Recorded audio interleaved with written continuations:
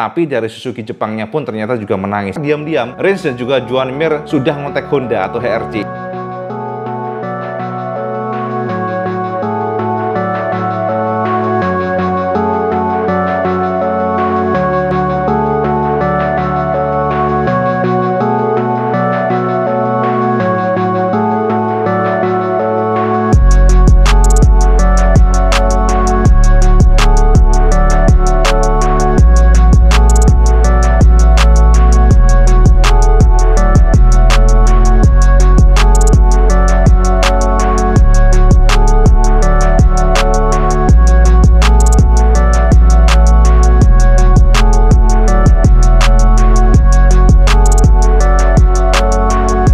Assalamualaikum warahmatullahi wabarakatuh, Kang Bro. Ketemu mana dengan IWB. Saat ini, Cak, kita tahu bahwa para pembalap MotoGP sudah free practice untuk MotoGP Le Mans. Namun, kita tidak akan membahas itu, kita akan membahas sesuatu hal yang berbeda. Karena ini ada sebuah kabar dan juga rumor yang sangat-sangat menarik untuk kita bahas. Ingin fokus apa pernyataan dari para pembalap Suzuki, khususnya Alex Rins dan juga Joan Mir. Dan sampai tahu nggak, ternyata Alex Rins benar-benar menangis pada saat dengar bahwa Suzuki mundur dari MotoGP. Nah, untuk memberikan sebuah gambaran kesamaan semuanya, IWB sudah siapkan sebuah video yang sangat menarik untuk kita bahas. Yang pertama adalah bagaimana shocknya para kru Suzuki dan juga bagaimana shocknya para pembalap Suzuki pada saat mendengar mundur dari MotoGP, termasuk Alex Rins. Dan Alex Rins secara khusus memberikan pernyataan bahwa dia sangat shock dan juga menangis. Menangis karena bagaimanapun Rins sudah memberikan segalanya untuk Suzuki. Dia mengatakan bahwa dia sudah memberikan seluruh tenaganya untuk membangun Giasek RR berdasarkan balapan yang sudah dilakukan bertahun-tahun lamanya. Dan saat ini motornya sudah sangat bagus, ternyata tiba-tiba direnggut dengan cara mundur dari ajang MotoGP. Nah, ini yang dikatakan oleh Alex Rins, apa yang dirasakan oleh Doi. Keputusan yang dibuat Suzuki itu sulit. Itu merupakan pukulan keras bagi semua orang. Ketika mereka memberitahu kami pada hari Senin setelah latihan Harris, aku menangis. Aku menangis karena sejak 2017 aku memberikan segalanya untuk Suzuki. Motor yang kompetitif, lalu tiba-tiba Suzuki mengambilnya dan memberitahu bahwa tahun depan tidak lagi di MotoGP. Kami harus terus maju. Kami memiliki pilihan untuk ambruk dengan berpikir bahwa kami tidak memiliki motor tersebut untuk tahun depan atau untuk terus nge-push dengan kepala tegak. Aku melihat mekanik dan mereka harus mengikuti keputusan ini. Kami akan membuktikan kepada Suzuki bahwa mereka salah dengan keputusan meninggalkan MotoGP.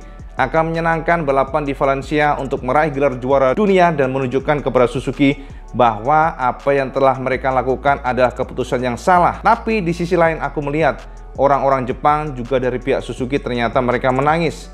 Mereka sangat sedih ketika menyampaikan berita kepada kami bahwa mereka tidak lagi di MotoGP tahun depan. Itu adalah pernyataan dari Rins yang secara transparan menyatakan bahwa ternyata, Cak, bahkan Suzuki Jepangnya pun yang mungkin seperti Saharasang ya, kepala chief dari MotoGP-nya juga sangat shock sebenarnya. Jadi tidak hanya dari para pembalap dan krunya, Cak, tapi semuanya yang ada di lingkungan Suzuki MotoGP X-Star juga sangat kaget. Ibaratnya Kang Mas, moro-moro bin ucuk-ucuk datang dan diinformasikan dari pihak direksinya bahwa mereka tidak akan melanjutkan MotoGP, no longer exist di MotoGP, dan itu yang membuat juga tidak hanya dari kru Eropanya ya, jadi orang-orang mekaniknya kan banyak dari Eropa nih, Cak, termasuk pembalapnya. Tapi dari Suzuki Jepangnya pun ternyata juga menangis. Ini sebuah tamparan keras, dan Joan Mir sendiri juga menyatakan tidak akan bisa melupakan ini. Sama tahu kan, Mir sudah melakukan beberapa tindakan-tindakan untuk bergerak maju ke depan. Manajernya, Paco Sanchez, sudah juga mendekati Honda. Nah, ini yang menarik, Cak. Kalau kita membahas mengenai ini, sampean pasti berpikir tentang Joan Mir saja. Tapi sampean harus tahu bahwa ternyata diam-diam Rins dan juga Joan Mir sudah ngontek Honda atau HRC. Ini dikonfirmasi oleh Alberto Puig secara transparan ke media. Baru hari ini, Puig mengatakan secara pasti bahwa ternyata kedua pembalap Suzuki, yakni Alex Rins dan juga Joan Mir, mereka ngontak HRC untuk menanyakan apakah ada seat yang bisa diisi oleh mereka. Nah, ini adalah pernyataan resmi dari Honda yang diutarakan Alberto Puig secara transparan ke media. Berikut kata Alberto Puig. Ketika dua pembalap ini, Mir dan Rins, mendapatkan berita mundurnya Suzuki, aku rasa mereka menghubungi semua orang. Jadi tidak hanya kami, semua petinggi tim MotoGP pasti dihubungi oleh mereka. Dan juga mereka menghubungi kami pula. Tentu saja mereka bertanya kepada kami apakah ada peluang untuk musim depan bersama kami. Dan tentu saja kami mendengarkan apa yang mereka katakan. Sejujurnya, kebijakan kami tidak berubah sama sekali. Kami sudah memutuskan sejak lama, tahun ini kami akan melihat dan juga menunggu sedikit lebih lama. melihat pasar pembalap, merenungkan segala kemungkinan, melihat pembalap muda dan juga melihat pembalap yang sudah kami miliki. Tetapi kami tidak akan terburu-buru untuk memutuskan. Kemudian tiba-tiba berita tentang Suzuki ini datang di Jerez dan ini semua mengejutkan, termasuk kita juga terkejut. Namun itu tidak akan mengubah tujuan kami dan konsep kami tentang apa yang kami inginkan ataupun waktu untuk memutuskan. Tetapi apa yang kami inginkan di tahun depan sudah direncanakan sebelum hal ini terjadi. Jadi sebenarnya ini tidak mengubah strategi kami. Nah, itu konfirmasi dari Alberto Puig, yang artinya apa, Cak? Ternyata Joan Mir dan juga Alex Rins sudah mengontak HRC. Kalau kita menggali secara gamblang, Cak, kita benar-benar mencoba untuk meresapi apa yang perlu dilakukan oleh para pembalap ya, apa yang dilakukan oleh Rins dan juga Joan Mir ini, bisa kita pastikan bahwa semua tim dikontak oleh mereka, kecuali satelit tim. Sampai harus tahu bahwa target dari para pembalap ini, baik Rins dan juga Joan Mir, mereka menargetkan factory team. Mereka tidak tertarik ke satelit tim. Ini juga dipastikan oleh Paco Sanchez dari manajer Joan Mir yang mengatakan bahwa mereka hanya fokus pada factory team. Walaupun kita tahu bahwa ada isu tentang kemungkinan Joan Mir akan bergabung di HRC dan juga Alex Rins yang bisa saja akan bergabung di RNF Yamaha, karena kita tahu bahwa untuk kursi sepertinya Dovizioso akan didepak oleh Yamaha tahun depan oleh RNF ya. Sementara kalau kita lihat Aprilia juga demikian, indikasinya bisa saja Maverick Viñales tidak akan bersama Aprilia karena tahun depan adalah tahun terakhir. Performa Maverick Viñales sepertinya masih kurang sesuai dengan harapan Aprilia. Namun yang menjadi bahan pertimbangan lagi adalah rumornya, Kang Mas. Rumornya ternyata RNF itu tidak akan memperpanjang dengan Yamaha, Cak. Jadi ini rumor terbaru, sebab dari Yamaha sendiri tidak puas dengan RNF. Ini juga diutarakan oleh Lee Jarvis yang menegaskan bahwa mereka tidak terlalu puas dengan performa RNF. Tapi kalau kita lihat secara umum Cak ya, secara general memang tahun ini RNF itu sangat suffering, sangat kesulitan, dan ini yang membuat Yamaha kurang happy. Termasuk juga RNF merasa bahwa Yamaha kurang merespon apa yang diinginkan mereka. Jadi selama ini mereka merasa bahwa Yamaha masih kurang helpful, Yamaha masih kurang support karena pembalap mereka kan mengeluh mengenai traksi belakang. Dovizioso mengeluh, kemudian juga beberapa pembalap seperti ya Franco mungkin dari factory team, tapi secara general memang problem dari Yamaha adalah traksi ban belakang yang kurang.